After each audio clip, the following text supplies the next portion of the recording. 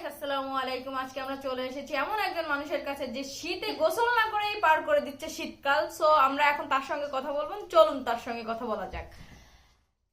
ভাইয়া, আপনার নামটা কি জানতে পারি? আমার নাম এমডি আসাবুল।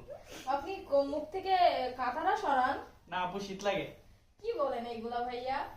হ্যাঁ, আমার অনেক শীত ঠান্ডা লাগে। আচ্ছা ভাইয়া, আপনি কতদিন যাবত ধরে গোসল করেন না? শীত আসার 15 দিন আগে থেকে বন্ধ করে দিছি। কিভাবে পারেন আপনি না গোসল করে কাটাইতে?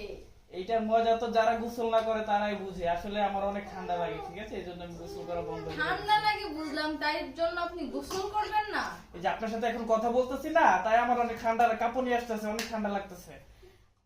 আচ্ছা, আপনার জন্য একটা গিফট আছে, আপনি কি নিতে ইচ্ছুক?